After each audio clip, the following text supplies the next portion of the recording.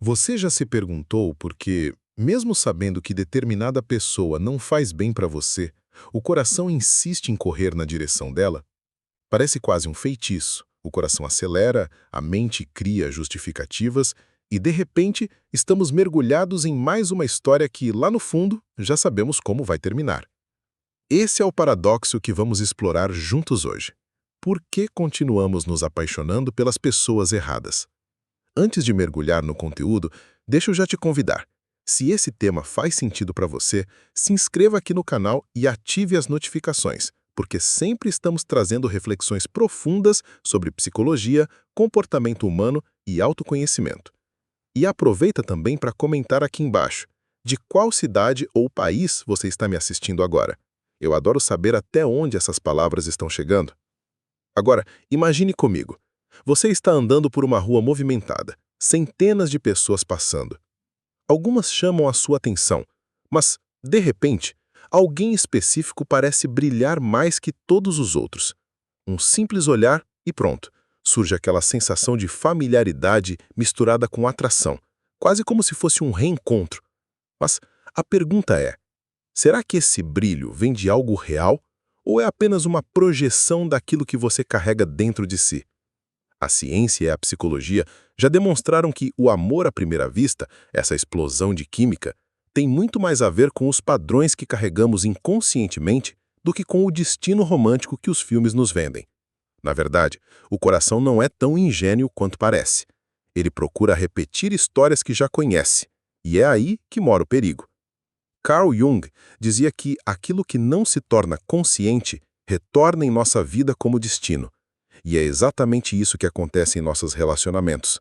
Atraímos, repetidamente, pessoas que refletem nossas feridas não curadas, nossas inseguranças, nossas sombras internas. Não é azar, não é coincidência. É o inconsciente tentando se resolver através da experiência amorosa. Quantas vezes você já não viveu algo assim? No começo parecia paixão verdadeira, parecia um encontro de almas, mas com o tempo os mesmos padrões começaram a aparecer. Falta de reciprocidade, jogos emocionais e inseguranças que se repetem. É como se fosse um ciclo interminável, uma dança onde trocamos os rostos, mas a coreografia continua a mesma. Mas por que isso acontece? Bom, para responder essa pergunta, precisamos entender três camadas principais. 1. A química cerebral. Nosso corpo libera dopamina e ocitocina quando estamos apaixonados, criando uma espécie de ilusão prazerosa que mascara defeitos e sinais de alerta. 2. Os padrões emocionais da infância. Muitas das nossas escolhas são reflexos do ambiente onde crescemos. Quem recebeu afeto condicionado, por exemplo, tende a buscar parceiros que também oferecem amor de forma instável. 3. As projeções inconscientes. Vemos no outro qualidades ou faltas que, na verdade, estão dentro de nós. É como se o outro fosse um espelho do que precisamos integrar. Essa é apenas a superfície do que vamos explorar. O objetivo deste vídeo não é apenas mostrar o porquê desses padrões, mas também como podemos identificá-los e transformá-los. Porque sim, é possível quebrar o ciclo e aprender a escolher de forma mais consciente. E aqui vai um ponto importante. Se apaixonar pela pessoa errada não significa que você é fraco, ingênuo ou incapaz.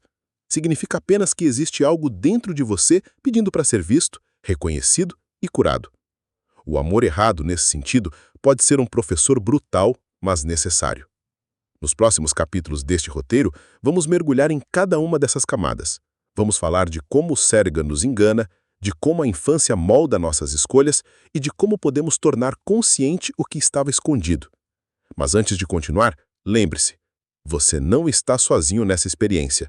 Milhares de pessoas ao redor do mundo já viveram e ainda vivem esse mesmo dilema. E é por isso que este vídeo existe, para que você consiga olhar para si mesmo com mais clareza e compaixão. O próximo passo é compreender profundamente os mecanismos da atração.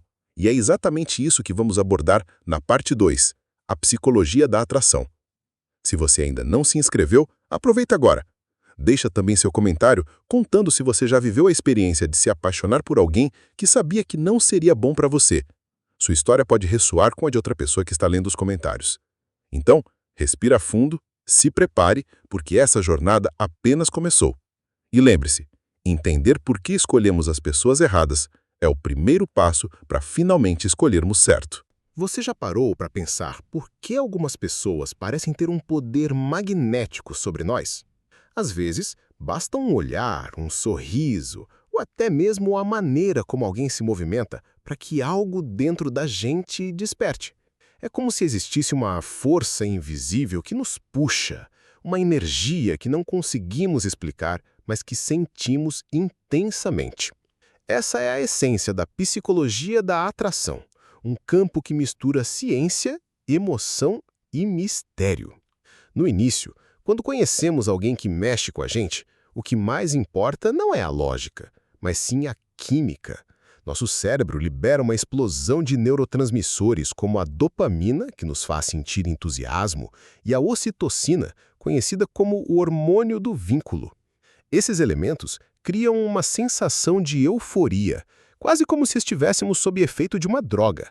E é exatamente por isso que muitas vezes confundimos atração intensa com amor verdadeiro. Mas a pergunta é: por que sentimos essa atração justamente por pessoas que mais tarde descobrimos não serem as mais adequadas para nós?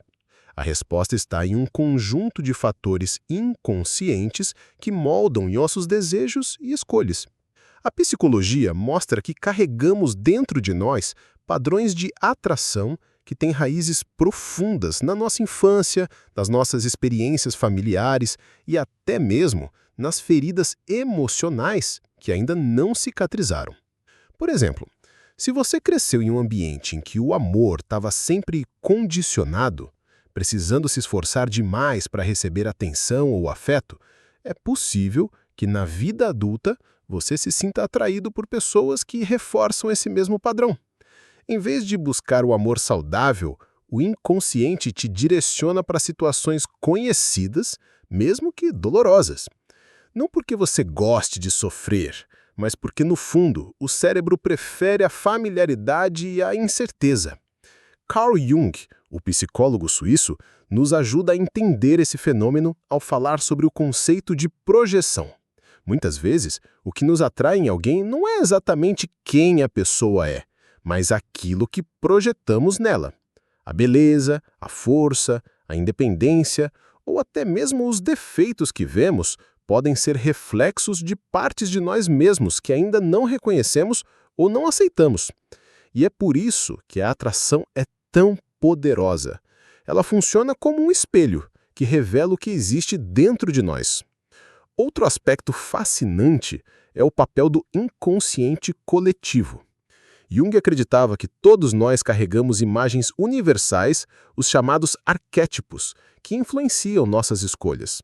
Quando encontramos alguém que parece encarnar um desses arquétipos, como o herói, a cuidadora, o rebelde ou a musa, sentimos uma conexão imediata, quase como se fosse destino. Mas o que parece mágico pode, na prática, ser apenas a manifestação de padrões antigos que não questionamos. E aqui entra um ponto crucial. A intensidade da atração não é necessariamente um sinal de compatibilidade emocional. Quantas vezes você já se sentiu completamente fascinado por alguém, mas que com o tempo percebeu que essa relação te drenava em vez de te nutrir? A química inicial pode ser eletrizante, mas isso não significa que existe base sólida para uma relação duradoura. A paixão pode cegar, e é nesse momento que acabamos nos deixando levar por ilusões. Agora eu quero fazer uma pausa rápida aqui e falar diretamente com você. Se esse conteúdo está fazendo sentido, já aproveita para se inscrever no canal e deixar nos comentários de onde você está assistindo este vídeo. Eu adoro saber até onde essa mensagem está chegando, e o seu apoio é o que mantém essa comunidade viva. Então, já deixa seu like também, porque isso ajuda muito a espalhar esse conhecimento para mais pessoas. Voltando à nossa reflexão, é importante entender que a psicologia da atração não é apenas sobre instinto ou acaso. Existe também um componente social e cultural muito forte. As imagens que vemos em filmes, séries, redes sociais e até mesmo os ideais de beleza impostos pela sociedade influenciam a forma como construímos nossos desejos. Quantas vezes você já percebeu que se sentia atraído por um tipo específico de pessoa que, de certa forma, refletia o que a cultura em que você vive considera desejável? Mas aqui está o ponto central. Quando seguimos esses padrões sem consciência, acabamos sendo levados pela correnteza. Nos apaixonamos não pelo que realmente queremos, mas pelo que fomos condicionados a desejar. E isso cria um abismo entre a verdadeira necessidade da alma e a atração superficial da mente. A psicologia nos mostra também que o corpo fala antes mesmo da mente. Pequenos sinais, como a postura, o tom de voz ou até o cheiro natural de uma pessoa, podem despertar respostas emocionais fortíssimas. Existe algo chamado feromônio, substâncias químicas que o corpo libera e que influenciam, de maneira quase invisível, o desejo e a atração. Ou seja, muitas vezes o que sentimos como um imã entre duas pessoas pode ter uma base biológica, mas que, combinada às nossas memórias emocionais, ganha uma intensidade quase mística. E quando juntamos tudo isso, química biológica, projeções inconscientes, arquétipos coletivos e influências culturais, percebemos por que a atração é tão complexa. Ela não é apenas uma escolha racional, mas uma dança entre forças internas e externas que nos conduzem em direções que nem sempre compreendemos. A chave, então, não está em negar a atração, mas em compreendê-la. Quando começamos a observar de onde vêm os nossos padrões, quando reconhecemos as feridas que influenciam nossos desejos e quando passamos a diferenciar entre o que é projeção e o que é realidade, damos um passo enorme rumo à liberdade emocional. É esse olhar consciente que nos permite quebrar o ciclo de sempre se apaixonar pelas pessoas erradas. Na próxima parte, vamos explorar os padrões inconscientes que perpetuam nossos relacionamentos e entender como essas dinâmicas se repetem ao longo da nossa vida. Se até aqui você já percebeu o quanto a atração é profunda e complexa, se prepara, porque o mergulho vai ficar ainda mais intenso. Você já percebeu que, por mais diferentes que sejam as pessoas com quem nos envolvemos, muitas vezes as histórias acabam se repetindo? É como se estivéssemos presos em um ciclo invisível, recriando situações parecidas, vivendo os mesmos conflitos e até experimentando as mesmas decepções. Isso não é coincidência. Esse fenômeno tem uma explicação profunda: os padrões inconscientes. Desde cedo, começamos a construir nosso entendimento sobre o que é amor, afeto e relacionamento. Essa construção não acontece de forma racional, mas através das experiências que vivemos na infância, principalmente na relação com nossos cuidadores. Se você cresceu em um ambiente onde o carinho era escasso, ou onde o amor vinha acompanhado de críticas, cobranças ou instabilidade, é provável que, mesmo sem perceber, tenha internalizado essas dinâmicas como sendo o normal do amor. Assim, o que acontece é que o inconsciente passa a buscar na vida adulta pessoas que reproduzam aquele mesmo padrão. Não porque isso seja bom para nós, mas porque o cérebro encontra conforto naquilo que já conhece. É como se o desconhecido fosse mais assustador do que o próprio sofrimento. Por isso, muitas vezes nos sentimos atraídos por pessoas que nos fazem reviver feridas antigas. Carl Jung chamou atenção para esse processo ao falar sobre o conceito de complexos. São núcleos de memórias e emoções que carregamos dentro de nós e que influenciam diretamente nossas escolhas e reações. Por exemplo, se alguém cresceu sentindo que precisava se esforçar constantemente para ser aceito, pode acabar na vida adulta se envolvendo com parceiros que exigem dedicação desmedida, reforçando a sensação de que o amor precisa ser conquistado a todo custo. Esses padrões inconscientes também se manifestam nos chamados vínculos traumáticos. É quando criamos laços com pessoas que de alguma forma nos ferem, mas ao mesmo tempo nos oferecem momentos de afeto. Esse ciclo de dor e prazer gera uma dependência emocional tão forte que se torna difícil se desligar, mesmo sabendo que aquilo não nos faz bem. É como se a mente dissesse: eu já conheço esse jogo, então vou continuar nele. E é justamente essa repetição que nos faz acreditar que estamos destinados a sofrer nos relacionamentos. Mas não é destino, é padrão.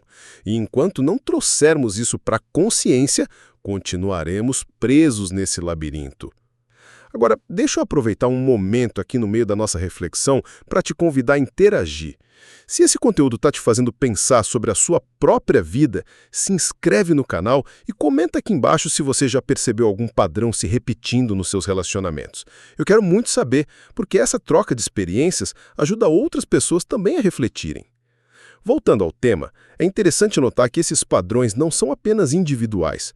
Muitas vezes, eles também são transmitidos de forma transgeracional. Isso significa que traumas, crenças e dinâmicas familiares podem atravessar gerações. Talvez você esteja repetindo sem perceber algo que já aconteceu com seus pais, avós ou até bisavós. Estudos em psicologia e epigenética mostram que os impactos emocionais podem se propagar além da própria vida, moldando as escolhas dos descendentes. Um exemplo disso é quando alguém vem de uma família em que os relacionamentos eram marcados por abandono ou violência emocional. Sem perceber, essa pessoa pode se sentir atraída por parceiros que reforçam essa mesma dinâmica, como se estivesse inconscientemente tentando resolver uma história antiga, que não é só sua, mas de todo um sistema familiar. Além disso, os padrões inconscientes são fortalecidos pela forma como interpretamos nossas próprias experiências. Imagine que você viveu um término doloroso e concluiu que não é digno de amor ou que todas as pessoas acabam machucando. Essa crença se cristaliza no inconsciente e passa a direcionar suas escolhas, atraindo justamente situações que confirmem a ideia inicial. É o famoso ciclo de autossabotagem.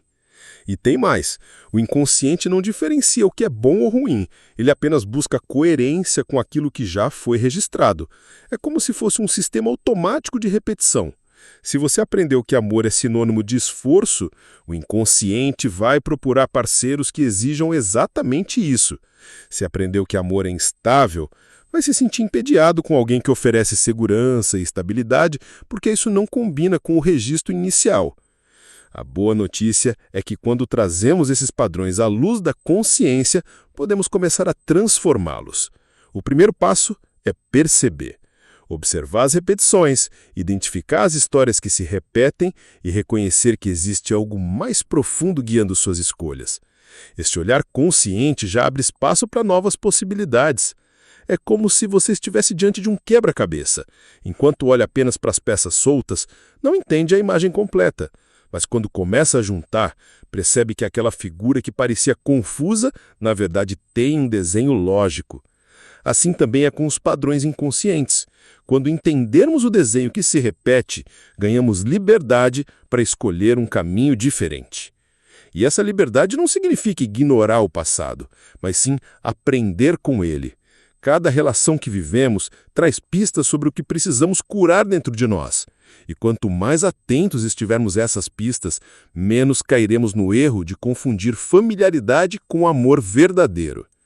Na próxima parte, vamos falar sobre a influência da infância e como as experiências com nossos cuidadores moldam de forma definitiva a maneira como buscamos e vivemos o amor. Esse mergulho vai nos ajudar a entender a raiz de muito dos padrões que discutimos aqui. Então fica comigo, porque a jornada está só começando. Se existe uma fase da vida que deixa marcas profundas em nossa forma de amar, essa fase é a infância. É ali, nos primeiros anos de vida, que aprendemos o que significa ser cuidado, amado, rejeitado ou até ignorado. Cada gesto, cada ausência, cada palavra e até mesmo os silêncios constroem dentro de nós um modelo inconsciente de relacionamento. E é a partir desse modelo que mais tarde escolhemos, ou melhor, somos atraídos pelas pessoas que entram em nossa vida. Imagine uma criança que cresce em um ambiente onde o amor só é oferecido quando ela se comporta bem. Ela aprende desde cedo que precisa se esforçar para ser aceita. Esse padrão se internaliza e, na vida adulta, ela pode se sentir atraída por parceiros que reforcem essa mesma dinâmica. O amor como algo condicionado, que precisa ser conquistado.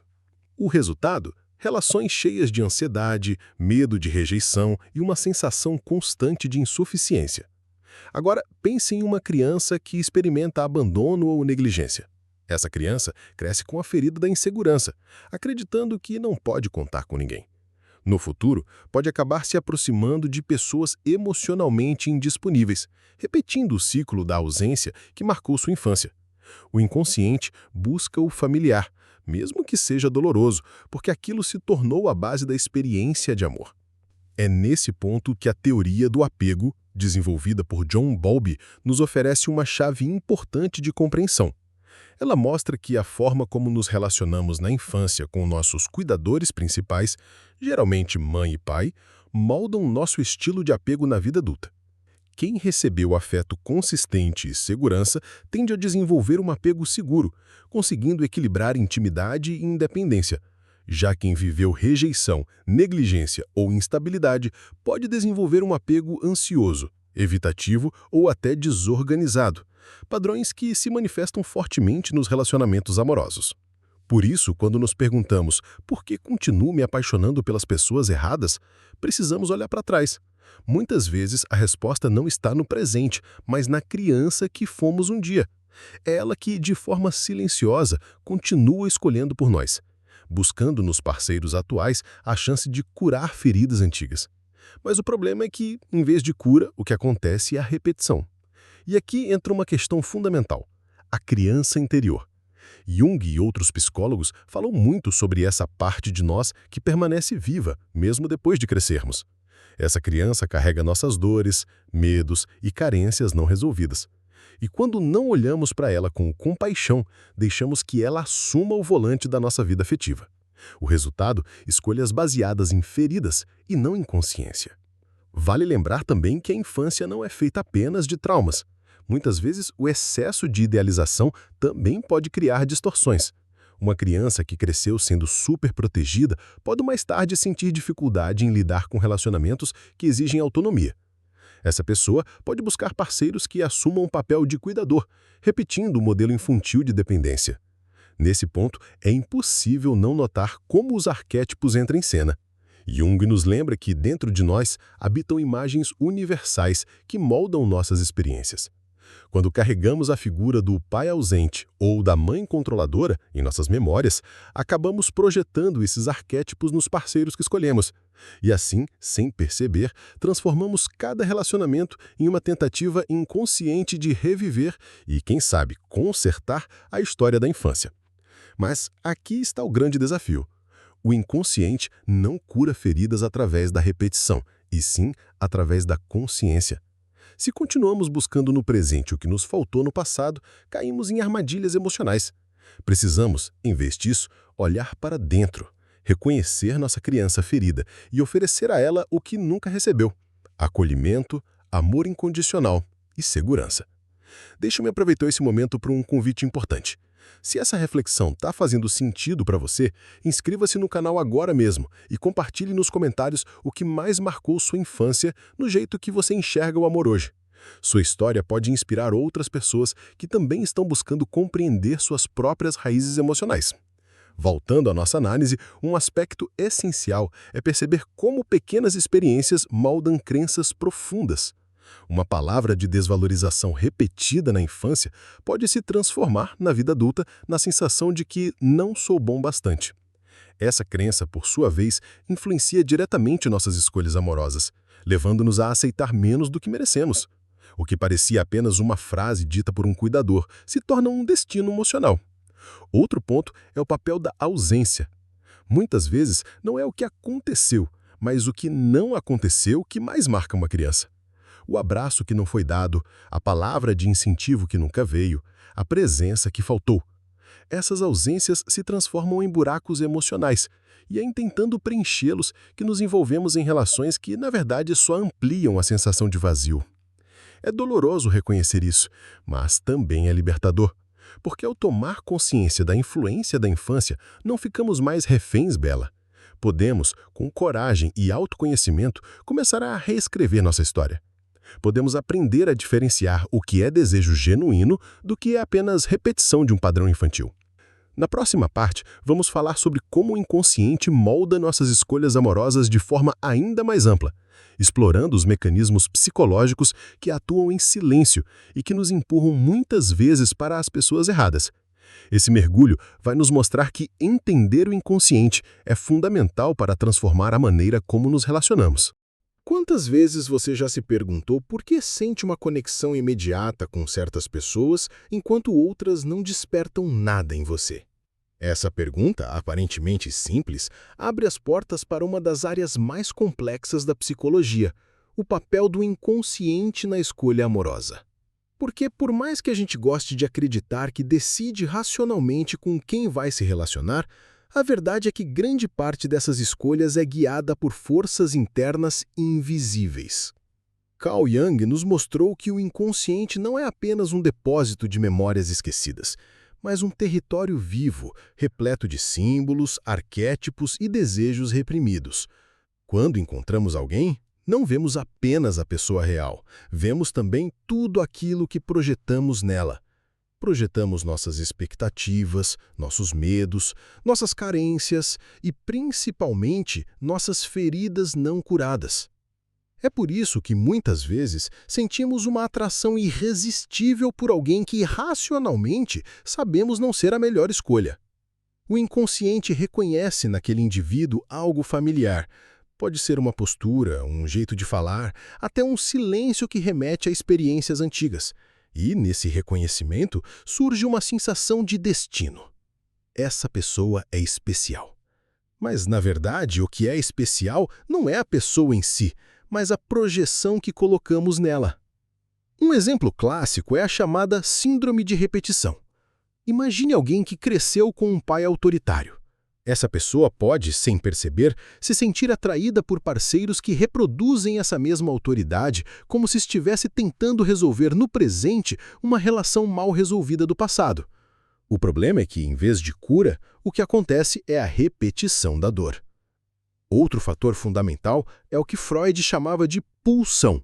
Somos movidos por forças internas que buscam satisfação, mesmo que isso nos coloque em situações destrutivas. O inconsciente não se importa com lógica ou racionalidade. Ele quer coerência com o que já está registrado. Se a sua experiência inicial de amor foi marcada por ausência, crítica ou instabilidade, o inconsciente tende a procurar relações que repitam exatamente isso.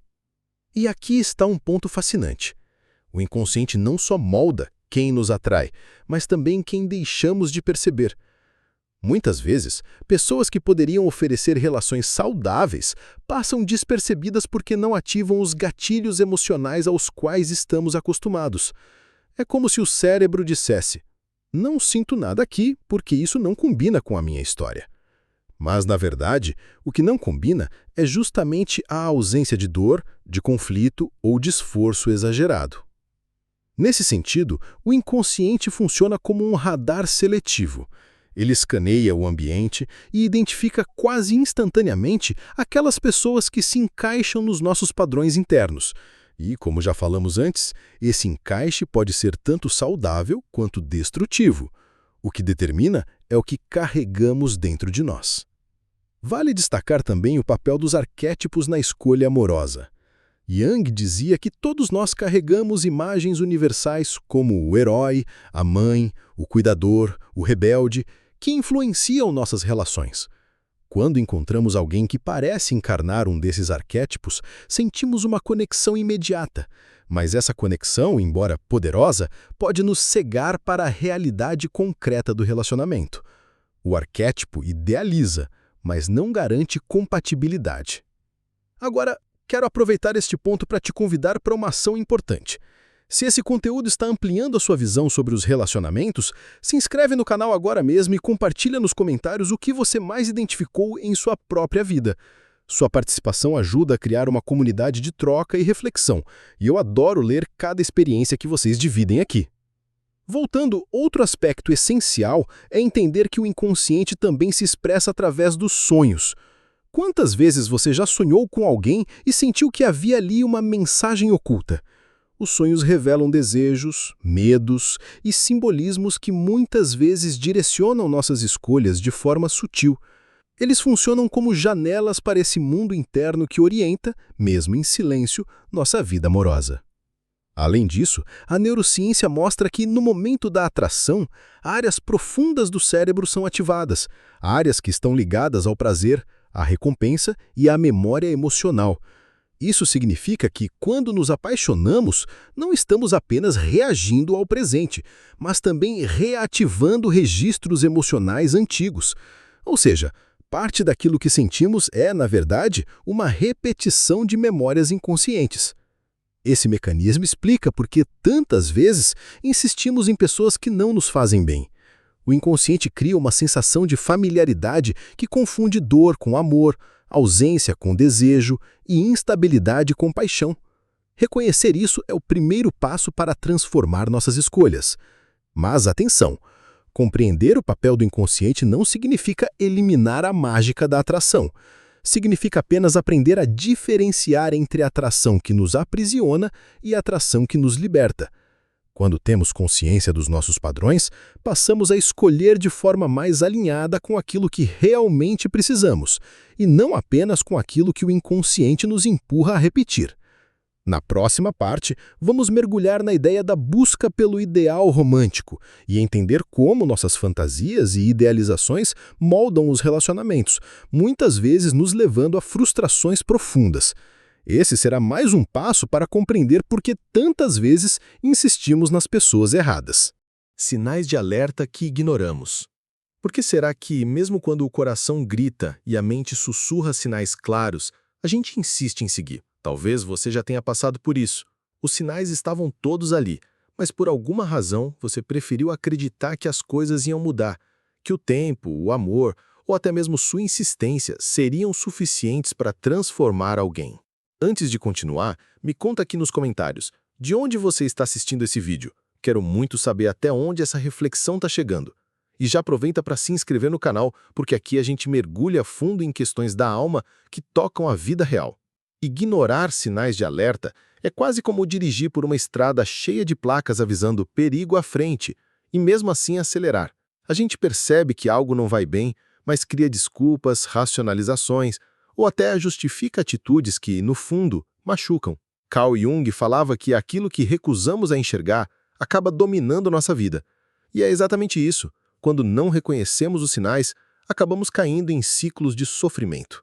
Um dos sinais mais comuns é o desrespeito sutil. Não precisa ser algo explícito como um xingamento ou agressão. Pode ser a falta de consideração pelas suas necessidades, o desdém pelas suas opiniões, ou até pequenos comentários que diminuem seu valor. Cada detalhe, por menor que pareça, é como uma rachadura que vai corroendo silenciosamente a base da relação. Mas muitas vezes, por medo da solidão, acabamos dizendo a nós mesmos, não é tão grave assim.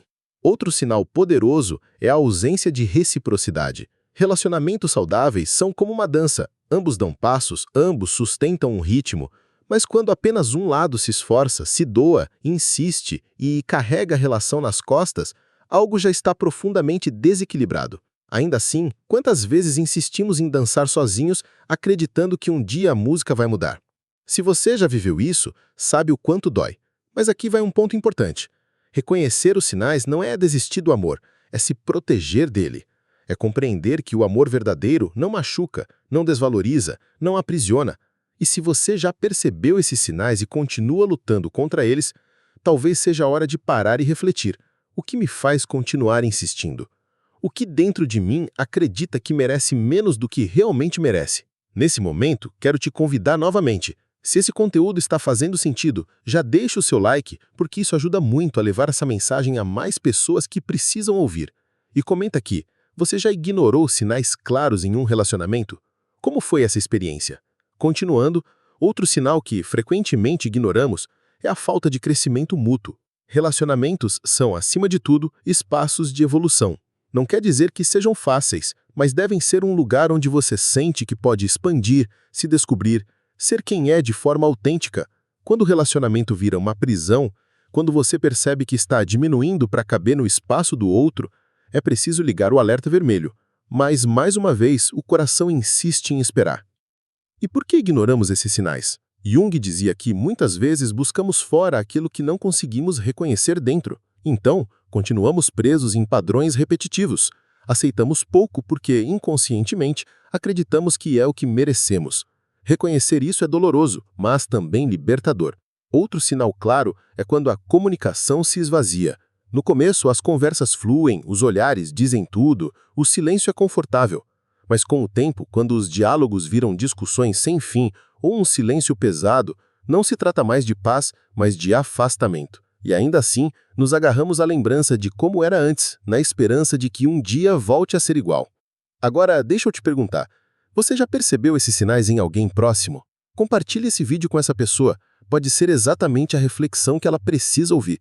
E se ainda não é inscrito, inscreva-se no canal e ative as notificações para não perder os próximos vídeos. Existe ainda outro ponto, o excesso de desculpas. Quando você se pega justificando para os outros ou para si mesmo as atitudes da pessoa que ama, isso é um sinal de alerta poderoso. Ah, ele está estressado, ela não quis dizer isso, ele vai mudar. Mas quantas vezes essas mudanças nunca chegam? Quantas vezes a gente se prende à promessa de um amanhã que nunca chega? A verdade é dura, mas necessária. Quando ignoramos esses sinais, prolongamos o inevitável. E quanto mais tempo ficamos, mais nos afastamos de nós mesmos. Porque, no fundo, o maior sinal de alerta é esse. Quando, para amar alguém, você precisa deixar de amar a si mesmo. Esse é o limite. Esse é o ponto de não retorno. Se você chegou até aqui, quero te agradecer profundamente e reforçar o convite. Deixa o like, se inscreve no canal e comenta aqui embaixo o que mais fez sentido para você nesse vídeo. Isso me ajuda a continuar trazendo reflexões que realmente transformam. E lembre-se, o amor verdadeiro não pede que você ignore sinais, mas que você os reconheça para construir algo saudável e verdadeiro. Quem insiste em fechar os olhos, cedo ou tarde acaba colhendo as consequências daquilo que tentou negar. Você merece mais do que migalhas, merece amor de verdade. O papel da autoestima. Se você tem acompanhado esse nosso vídeo, já percebeu como os sinais de alerta que muitas vezes ignoramos nos afastam de nós mesmos. Mas existe um ponto ainda mais profundo que conecta todos esses sinais: a forma como enxergamos o nosso próprio valor. E é aqui que entra o tema de hoje, a autoestima. Antes de entrarmos fundo nessa reflexão, já aproveita para se inscrever no canal e comenta aqui embaixo de onde você está assistindo. Eu adoro ver como essa comunidade cresce e se conecta de várias partes do mundo. Autoestima não é sobre se achar perfeito, mas sobre reconhecer o próprio valor. É ter consciência de que você merece respeito, merece amor e merece reciprocidade. Quando essa consciência falta, a gente tende a aceitar muito menos do que deveria. E é exatamente isso que abre espaço para permanecermos em relações desequilibradas, acreditando que o problema está em nós, quando na verdade a raiz pode estar na forma como fomos ensinados a enxergar a nós mesmos. Pense comigo, quantas vezes você já se pegou dizendo "eu não sou o suficiente"? Essa frase, dita em silêncio dentro de nós, pode ser uma das maiores prisões emocionais. Ela faz com que nos acomodemos em situações dolorosas porque de alguma forma acreditamos que não merecemos algo melhor. Jung dizia que aquilo que não aceitamos em nós mesmos nos domina de fora. E nesse ponto, a autoestima se torna um espelho. O jeito como eu me trato define o que eu aceito do outro. Agora, deixa eu fazer um convite. Se esse tema já está tocando algo dentro de você, deixa um like nesse vídeo. Isso ajuda a mensagem a alcançar mais pessoas que também precisam refletir sobre o papel da autoestima nos relacionamentos. Quando falamos de autoestima, não podemos deixar de considerar a infância. Desde cedo, muitas vezes somos condicionados a acreditar que precisamos ser de determinada forma para sermos amados. Se você se comportar, a mamãe vai gostar mais de você. Se você tirar boas notas, papai vai se orgulhar. Aos poucos criamos a ideia de que o amor é condicional, de que precisamos merecê-lo. Isso marca profundamente nossa vida adulta, e sem perceber, passamos a aceitar relações em que também precisamos provar o tempo inteiro que somos dignos de amor. Uma autoestima saudável, por outro lado, nos coloca em outro lugar, o de entender que não precisamos implorar por migalhas, que o amor verdadeiro não exige diminuição, mas sim autenticidade, que estar em uma relação é sobre soma, não sobre perda. Isso não significa que não enfrentaremos desafios, mas sim que saberemos estabelecer limites claros. E é aqui que eu te faço uma pergunta. Você já se sentiu diminuindo quem você é para caber em uma relação? Conta aqui nos comentários porque sua experiência pode inspirar outras pessoas que também estão passando por isso. A autoestima também influencia diretamente a nossa capacidade de reconhecer os sinais de alerta que falamos antes. Uma pessoa com baixa autoestima tende a justificar comportamentos abusivos, acreditando que o problema está sempre nela. Já alguém com autoestima fortalecida consegue identificar com mais clareza o que é aceitável e o que ultrapassa os limites do respeito. E mais, a autoestima define não apenas como vivemos o amor, mas também como reagimos às frustrações. Quem tem uma visão distorcida de si mesmo costuma ver o fim de um relacionamento como uma prova de fracasso pessoal. Já quem tem uma autoestima equilibrada entende que nem todo relacionamento vai dar certo e que isso não diminui o seu valor como pessoa. E se até aqui essa reflexão está fazendo sentido para você, compartilhe esse vídeo com alguém que precisa ouvir isso. Talvez seja justamente o que essa pessoa precisa para mudar a forma como enxerga a si mesma. Outro ponto importante: a autoestima não se constrói do dia para a noite. Ela é um processo, muitas vezes de desconstruir velhas crenças e reconstruir novas formas de olhar para si. Envolve terapia, autoconhecimento, práticas de autocuidado e, principalmente, coragem para se colocar em primeiro lugar. Não no sentido egoísta, mas no sentido de que, sem cuidar de si, ninguém consegue cuidar de uma relação de forma saudável. E aqui entra uma das maiores verdades: a maneira como você se ama ensina os outros como devem te amar. Se você não estabelece limites, se você se trata com desdém, se você se enxerga pequeno, o mundo vai refletir exatamente isso. Agora, quando você se posiciona, quando acredita em si, quando valoriza a sua essência, inevitavelmente atrai relações mais equilibradas. Nesse momento, quero reforçar o convite. Se ainda não se inscreveu, faça isso agora e ative as notificações. E me conta, o que você faz no dia a dia para fortalecer a sua autoestima? Pode ser algo simples, como uma prática de autocuidado, ou até uma reflexão que mudou a forma como se vê. Antes de encerrarmos essa parte, é importante fazer a ponte para o próximo tema, porque se hoje falamos de autoestima como base para enxergar o próprio valor, na próxima parte vamos discutir como essa consciência influencia diretamente a forma como escolhemos nossos relacionamentos. Porque, no fim, amar a si mesmo é o primeiro passo para escolher alguém que também saiba amar. Como quebrar o ciclo? Se nas últimas partes falamos sobre os sinais de alerta que ignoramos e o papel fundamental da autoestima, agora chegou o momento de dar um passo ainda mais importante: entender como quebrar o ciclo de se apaixonar pelas pessoas erradas. Porque perceber os padrões já é um grande avanço, mas o verdadeiro poder está em conseguir transformá-los. Antes de mergulharmos nessa reflexão, já aproveita e se inscreve no canal.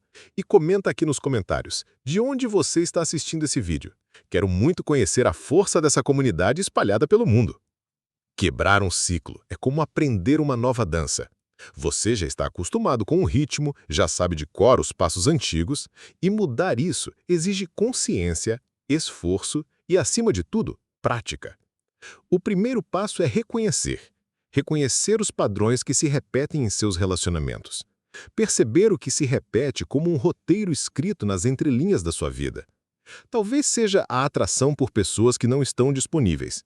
Talvez seja o hábito de aceitar menos do que merece. Ou até a tendência de acreditar que você precisa salvar o outro. Cada um tem sua própria marca. O segundo passo é assumir a responsabilidade. E aqui existe uma linha delicada.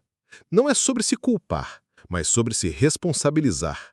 Enquanto você acreditar que o problema está sempre no outro, continuará entregando seu poder. Mas quando você olha para dentro e entende o que em você colabora para sustentar esses padrões, começa a abrir espaço para uma mudança real. Nesse ponto, quero te convidar. Se essa mensagem já está fazendo sentido, deixa o like nesse vídeo. Isso ajuda não só o canal a crescer, mas também faz com que esse conteúdo alcance mais pessoas que estão presas nos mesmos ciclos e precisam de clareza para se libertar. Outro passo essencial para quebrar o ciclo é desenvolver autoconhecimento. Isso significa olhar para sua história, entender como sua infância, suas experiências anteriores e suas crenças moldaram a forma como você se relaciona. Terapia, escrita reflexiva, grupos de apoio ou até conversas profundas com pessoas de confiança podem ser ferramentas poderosas nesse processo. Porque, como dizia Jung, aquilo que não é trazido à consciência retorna como destino. E aqui eu te pergunto, Você já percebeu padrões claros que se repetem na sua vida amorosa? Compartilhe aqui nos comentários. Pode ser que sua percepção ajude outras pessoas que estão passando por algo parecido. Além do autoconhecimento, outro passo fundamental é estabelecer limites saudáveis. Muitas vezes, a dificuldade em dizer não ou em se posicionar abre espaço para dinâmicas tóxicas. Quando você aprende a colocar limites, está dizendo ao mundo e a si mesmo que reconhece seu valor. E essa mudança não acontece de uma vez, mas em pequenas atitudes do dia a dia. Recusar aquilo que fere, parar de justificar comportamentos injustos, se afastar quando percebe que o outro não respeita seu espaço. Nesse momento, quero reforçar o convite. Se ainda não se inscreveu, faça isso agora e ative as notificações para não perder os próximos capítulos dessa jornada. E claro, compartilhe este vídeo com alguém que você sabe que precisa refletir sobre isso. Outro ponto essencial para quebrar o ciclo é aprender a estar bem consigo mesmo. Muitas vezes, entramos em relações erradas porque temos medo da solidão. Mas quando você aprende a se sentir completo na própria companhia, as escolhas amorosas deixam de vir da carência e passam a vir da abundância. É um processo de reconstruir a relação mais importante de todas, a que você tem com você mesmo. E claro, quebrar ciclos também envolve paciência. Não se trata de mudar da noite para o dia. É um caminho de altos e baixos, de avanços e recaídas. Mas cada vez que você escolhe de forma mais consciente, cada vez que diz não para o que não te faz bem, você está escrevendo um novo capítulo da sua história. Agora, me conta aqui nos comentários, qual foi a decisão mais importante que você já tomou para quebrar um ciclo negativo na sua vida? Sua experiência pode ser um ponto de luz para outras pessoas. Antes de encerrar essa parte, deixa eu reforçar mais uma vez. Inscreva-se no canal, deixe seu like e compartilhe esse conteúdo. Assim você ajuda esse projeto a alcançar mais pessoas que precisam dessa reflexão.